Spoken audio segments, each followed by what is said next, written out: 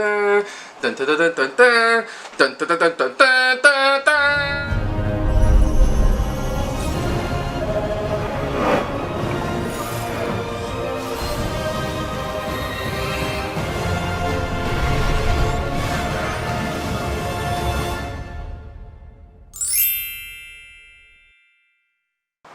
Welcome back to another edition of BAM Comics, everybody. I'm your host, OC.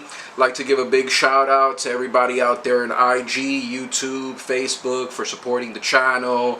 Your likes and subscribes make it possible for us to do the videos that we do. So big love to you guys, big thanks. Hope you guys are enjoying our unboxings, our movie reviews, and our pop culture news updates. So, with the recent news of the Justice League Snyder Cut coming to HBO Max next year, and the Apokolips War, which was released last month, I thought it would be a good time to go back and review all of the DC animated movies in the timeline leading up to Apokolips War. So this video is going to be a recap. For those of you who are familiar with the DC animated universe, you've seen the movies, you're familiar with the timeline. But just to recap for those of you who don't know and would like to start on your own marathon, this is the order of the movies which I saw them in, and my thoughts and my rankings of the movies, which I'll rank them from a 5-star standpoint. Okay, so 1 star, really not that good. 5-star, excellent. Fortunately, in this timeline, most all of these movies go above and beyond. So if you don't read the comics, you could at least watch these movies and get some sense of a timeline, some sense of how these characters interact and grow, okay, to prepare you for what's coming next year on HBO Max.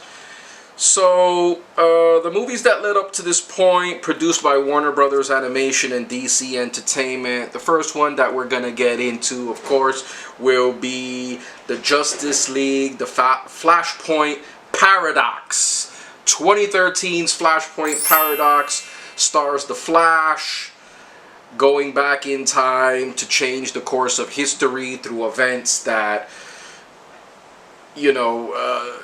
change the whole outcome of what's to happen to our heroes. Now, without spoiling anything in these movie reviews, I'm going to try to give like a brief synopsis of each movie, but without spoiling it, of course, for you guys.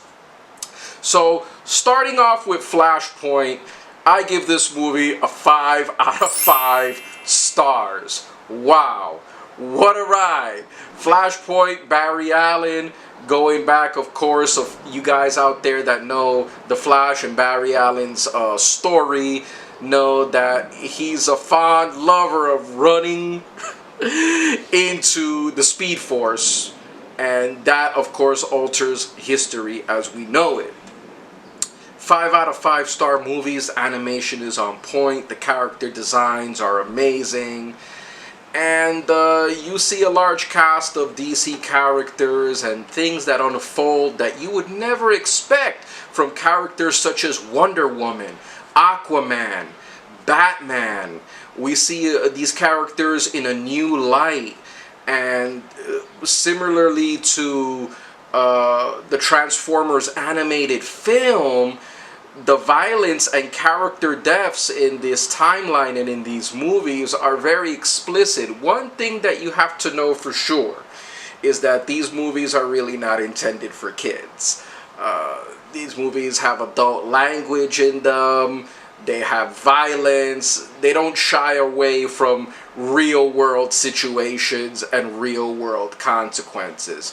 In my book, this movie gets 5 stars because it is the prelude to what is about to happen. It's the prelude to the next film we're going to review, and it really, at the end of this film, it kicks off what we would know as the DC animated universe, loosely based on the New 52 comic books. So we know that they were inspired by the DC's New 52 continuity. Although DC has made more movies outside of this timeline that are animated, the movies that we're referring to are going to stick strictly to this timeline. At the end of the Flashpoint, an event happens that is going to cause an explosion of movies that end with last month's Apokolips War. So my rating, again, 5 out of 5 stars. Next movie in the line, following 2013, is 2014's Justice League War. This film sees various members of the Justice League meeting together for the first time to battle the existential threat of Apocalypse, Darkseid. We should say Darkseid. And the establishment of the Mother Box. We see many characters. They're meeting for the first time. The Justice League hasn't formed yet. We're seeing Batman interact with Green Lantern. We're seeing Cyborg come to life in this movie. We're seeing just characters who've never interacted with each other come together for the first time. And it reminded me of Zack Snyder's Batman versus Superman, where they're meeting Wonder Woman for the first time. And in that movie, in Snyder's in Snyder's Batman versus Superman, we see them discover the Flash, we see them discover Cyborg, and they're teasing the audience for what's to come in the Justice League. Well, this movie, Justice League War, almost does the same exact thing. Okay, we're seeing characters coming together to fight. And again, this movie is a 5 out of 5 stars. So a great track record. The first one we talked about was 5 out of 5 stars. This one is also a solid 5 out of 5 stars. And at the end of this movie, we do see the formation of the League, leading up to our next film, which is Son of Batman. Another movie released in 2014 that I would also give 5 stars to. The Son of Batman sees the appearance of Damian Wayne into the universe and his interactions with Batman after Talia drops him off to see his father. We see the death of a major character that I don't want to get into. It's in the beginning of the film, but the death of that major character in the beginning leads to Gotham City, Talia traveling there to introduce Bruce to his son, and just the clash of generations between Bruce, the father, and Damian, the son, and how they work in different aspects. It's a really interesting film.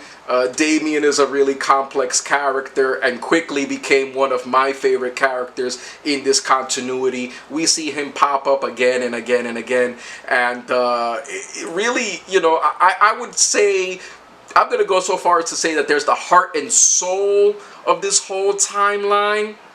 In addition to Flash, who kicked it off after the events of the Flashpoint paradox.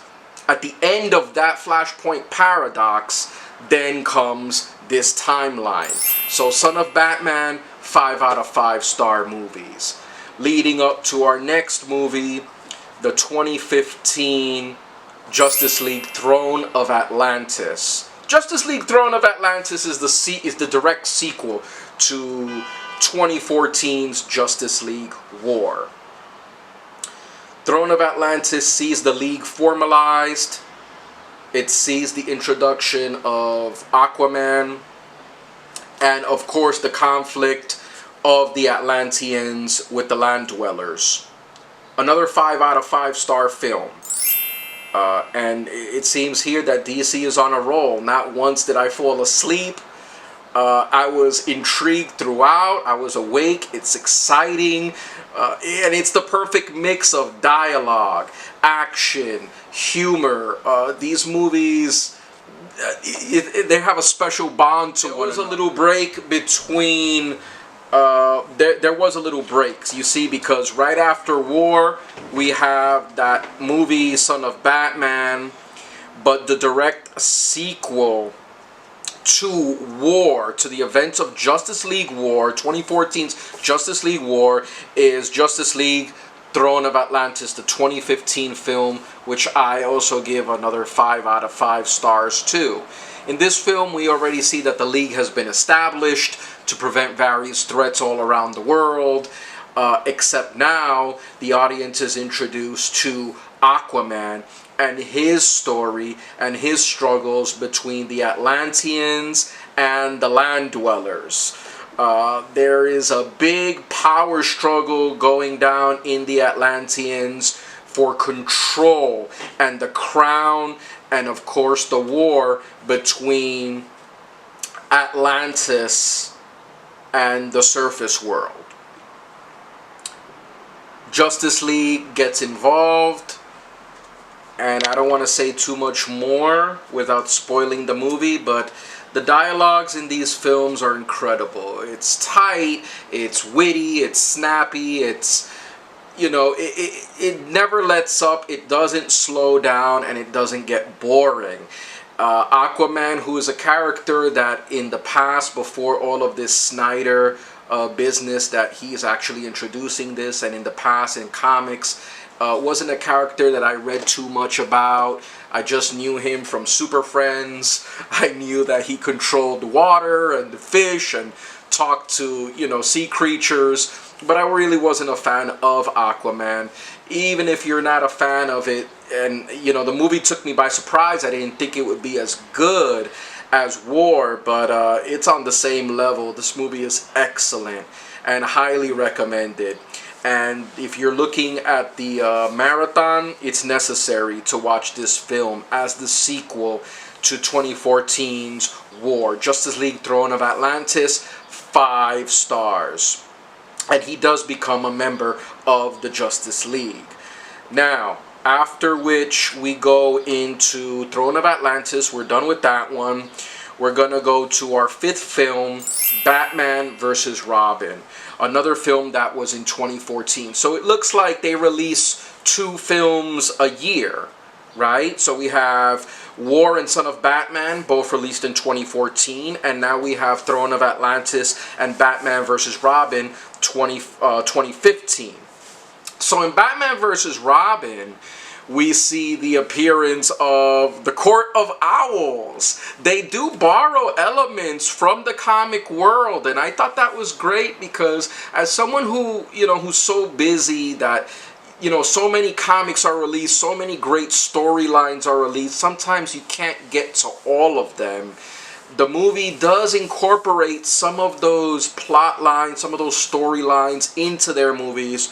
So I was not familiar with the Court of Owls because I mean, I heard of them, but I didn't read up on them. I didn't know who Talon was. But this movie was great, and it appeals again to Damian Wayne's humanity and the question of vengeance versus justice. Which is right? Is it right to take a life? Or is it right to get revenge? What is justice? And so this question and theme comes up a lot in the movie because we know that Batman follows a code, right? He does not kill.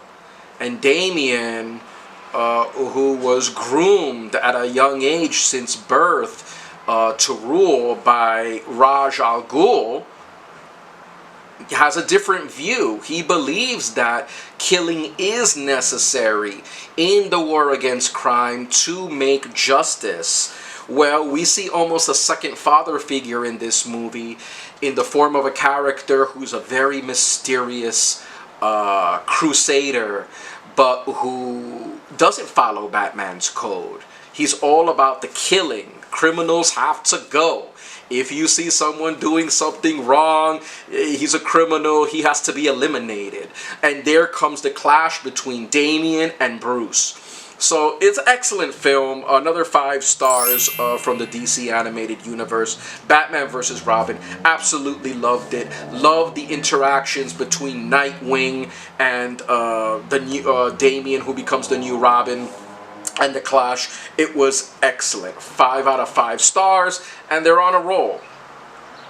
And we do see the Court of Owls, Gotham's rich elite, and how they factor into the conflict of Batman versus Robin. Following up Batman vs. Robin is the 2016 film Batman Bad Blood. This film was the first time I saw a little dip in the continuity. Not saying that this is a bad film by far, but in my opinion, it's not a 5 out of 5 star movie. I would give it 4 stars. And without spoiling the movie, you have Bad Blood. It's almost like, you know, you're on this high, right? You're on this high of watching these movies and watching these conflicts take place. And, you know, you have the introduction of Batwoman in Batman Bad Blood, which is great. I could have even seen a movie completely about Batwoman, right? But this movie, it's sort of, there's a little dip in that, you know, we have Talia as a mastermind of a lot of these events. And, you know, Talia being Talia, I mean, it's no surprise what she does, but boy, is she cold in this movie.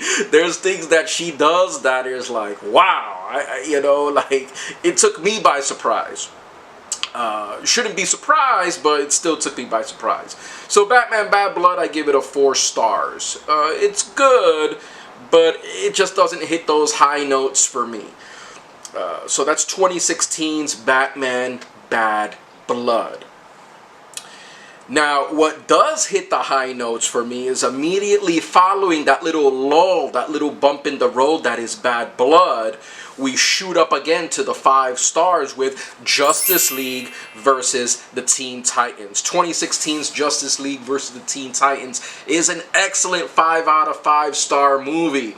We see Damian now joining the Titans. And, you know, the interaction between Damian and the Titans, you know, it's funny. You see, like, the light side of Damian in a way. He starts to, you know, as these movies continue and the development of these characters grow, we see he starts to soften up a little bit. We see Raven in the movie, Starfire, of course, many members of the Blue Beetle, Beast Boy. We see the members of the Teen Titans, and I'm a fan of the Teen Titans, so it's not no surprise for me to give this a 5 out of 5 star film. Excellent all around. Again, the dialogue top notch, the animation, everything about it. Absolutely loved it. So that 2016 Justice League versus the Teen Titans, 5 stars for me. Going into our 8th film in the continuity, which it's a little bit outside of the realm of superheroes. We get into the world of magic with John Constantine and Justice League Dark. 2017's Justice League Dark sees the appearance of John Constantine. And it's a mystical character, much like what you see in the Marvel Universe with Doctor Strange. There are many other characters in the DC Universe who use magic, like Zatanna. You see Deadman here, you see Swamp Thing. Batman is on the case, and a bit of the occult. For me, I give this movie a 4 stars. Again, you know, it hits a little lull in the fact that, you know, we have a threat that is a supernatural threat. I like the movie, but it didn't hit for me as much as Justice League versus the Titans, which continues on with the next movie that we're gonna see, which is Teen Titans: The Judas Contract. But the Justice League Dark, it's good. It's good. It's just there's something about it that I really can't put my finger on, but it just for me it just didn't hit that high note that I thought it would. But anyways, check it out. It's almost like an expanded setting to everything that's going on. Remember that since the events of war, we still have Darkseid watching everything. You know, Darkseid was not successful in the invasion of Earth in war. And I really wanted to get to see more of that. But we will as the movie marathon continues. So getting back to our 2017, the next movie after Dark, of course, Teen Titans, The Judas Contract, 2017, 5 stars. Again, 5 stars. Beautiful movie. Teen Titans, The Judas Contract, sees the appearance of Deathstroke, sees the appearance of the Teen Titans going up against one of their most dangerous foes. And we see Damian again, you know, kicking butt. You know, he's, you know, almost like, you know, he's Batman, but the smaller version of Batman. Yes, he's a kid, but he's grown beyond his years. He is an adult in a kid's body. And he's just been groomed to be a leader. And we see him take charge in this film. We see him develop. We see him get stronger and stronger. So then after 2017's Judas Contract, which is 5 stars, we go into Suicide Squad Hell to Pay. Now, Suicide Squad Hell to Pay, I mean, you guys correct me if I'm wrong in the comments below. But there's a little bit of a weird, you know, back and forth, of course, with DC's timeline. We know that the villain of Justice League's Flashpoint was Zoom, the Reverse Flash, Thawne. And we see him again in Suicide Squad Hell to Pay. 2018 Suicide Squad Hell to Pay is another 5 out of 5 star film. And listen, the reason I give these movies, with the exception of 2 on my list so far, 5 out of 5 stars is I include everything. Okay, I include the production values, the animation, the character design, the music, the plot, the dialogue. You know, these movies, if they were they're just as good as live action movies. With the exception of, you know, they're being animated, doesn't make a difference still. These animated movies are just as good as Marvel's live action, the counterparts. So, don't think, you know, many people think, well, I don't know if I could say many people think, but just because it's animated doesn't make it any less of a movie than a live action movie. Suicide Squad Hell to Pay was great. This movie, I would say, better than the actual real live action Suicide Squad movie. It's not really too much of a popular movie, David Ayer's Suicide Squad. I think I'm one of the few people probably that actually like that movie. From an artistic standpoint, I thought it was great, but Hell to Pay is amazing. So watch that one. That's a 5 out of 5 stars. Going into the next 2018 film, we have Death of Superman. This movie has been made before in DC's animated line called Doomsday. I would say that Death of Superman is closer to the comics with more detail. I mean, Doomsday was as well, but there's more detail in Death of Superman. Death of Superman gets 5 out of 5 stars. Excellent film. I'm blown away by these movies. 15 movies over the course of probably, I would say 6 years. Okay, from 2014 to 2020. the 15 movies that I'm talking about in this continuity after Flashpoint, DC knocked it out of the park with this. Death of Superman, excellent film, 5 stars. Next film following the Death of Superman, and now I should have gone to Reign of Superman right after Death, but we watched Constantine, City of Demons. Constantine has his own universe inside of this universe. This would be his second movie. First one being Justice League Dark. We see Constantine again in Constantine, City of Demons, which gave me a bit of the Angel vibe. He's in Los Angeles, and Los Angeles is demonic. City of Demons has a lot of, it's bloody, it's violent, it's, again, into the occult, and it really, not that I'm, against movies that have anything to do with the occult, but it didn't give me that high that I got from the other movies. So for me, City of Demons was a 3-star movie. I got bored watching it in some parts, I have to be honest with you, and it didn't really hold my attention as the other movies did. Anytime the Justice League appears, anytime Superman appears, I get really excited.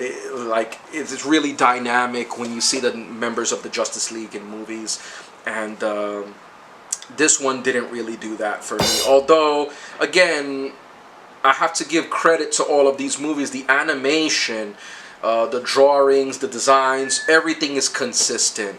But the story wasn't really something that really pulled me in. Okay, so that was City of Demons.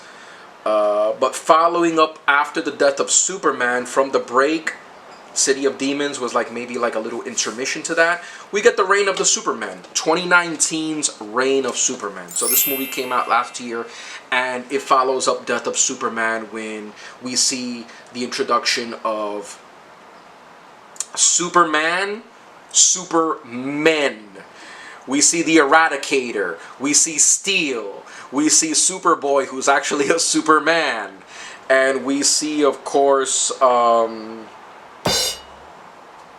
people who are taking the mantle of Superman who are not really Superman. 5 stars. Another 5-star film. Let's go to our 13th movie, Batman Hush. Now, Batman Hush was incredible. This was originally, of course, the graphic novel Hush, and I really regret not reading this one, guys. This is something that I was holding off on. I wanted to order the graphic novel. I wanted to read through it. I know that when I read Frank Miller's The Dark Knight Returns, and then I saw the movie, animated movie version of The Dark Knight Returns, Part 1 and Part 2, I was absolutely blown away. It's so nice when you get to read a book and then you see the movie version of it, so you can compare how close the movie is to the book. In this case, I didn't read Hush, I saw it, but nonetheless, Batman Hush was impressive. If I could give this movie even beyond the 5 stars, I can't, there's really no words that I could use to describe how great this movie is. Even if you don't want to see the marathon, that's too many movies to watch, Batman Hush is one of these movies that you have to watch. We see the Dark Knight play detective in an integral way. We see villains and complex interactions. It's not just, Batman going and beating people up. He's doing actual detective work, and so is the audience, because we really don't know who Hush is. There's a mysterious new villain in Gotham who shows up, and we see other villains as well in Gotham, but they're just pawns in a larger game, and we don't know who the puppet master is. So Batman Hush was excellent. 5 stars. Excellent film. I mean, this is a movie that, I mean, I could make a separate review all on its own just talking about Batman Hush. Excellent movie. I loved it. 5 stars. That's 2019's Hush. Moving on to the second to last movie in our marathon, Wonder Woman Bloodlines.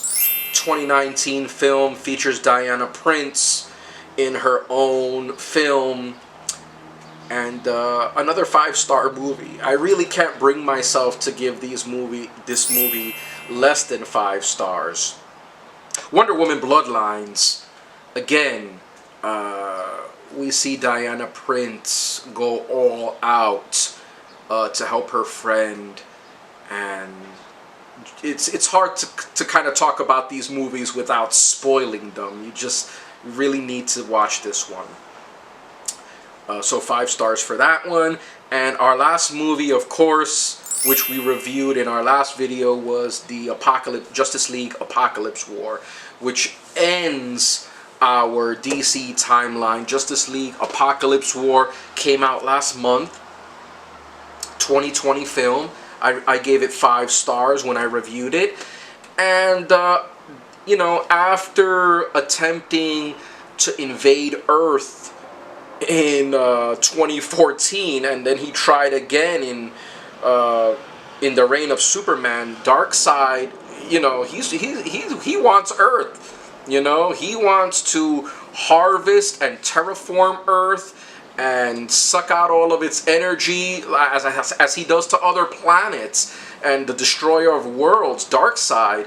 But since the death of Superman, and since gaining Superman's DNA code and combining it with Doomsday, has his own army. I'm telling you that the Justice League undermine and underestimate Darkseid in this one, much to their regret, leading to Barry Allen having to, at the end of the film, do things that completely reset this whole timeline. Where do we go from here? The last film in this, Apokolips War, is meant to be the last film. That's it. It's kind of like the crowning piece, right? Almost like, you know, for those who are not really familiar with DC, I would only have to compare it to the Infinity War. You know, everything is building up to this event. Okay? It's an end of world event, and now it's finished, and much like Marvel, it's like, where do we go from here? Apokolips War was the last film. It's finished, and it's done. It concludes the storyline very well. And what I thought was great was the fact that these movies now come full circle. We have a quote at the beginning of Justice League Flashpoint. Again, thank you for watching this review, and I'll end it on this quote that Nora Allen tells her son Barry, which is just so fitting for the whole universe, and just applies to so many situations and things that are happening in the world. The quote that Nora Allen tells her son Barry, and the quote that comes full circle in this DCAU, is when Nora tells Barry, accept the things you cannot change, have the courage to change the things you can, and have the wisdom to know the difference. And that is the quote that introduces the movie universe, introduces the events that are the prelude that lead up to the movie universe, and it is the same quote that comes out at the last movie, Apokolips War. It introduces Apokolips War. So the quote comes full circle. Accept the things you cannot change, have the courage to change the things you can, and have the wisdom to know the difference. Thank you guys for watching our video. Please like and subscribe. If I missed anything in the comments below, please let me know, and check you out for the next one. Peace. Thank you.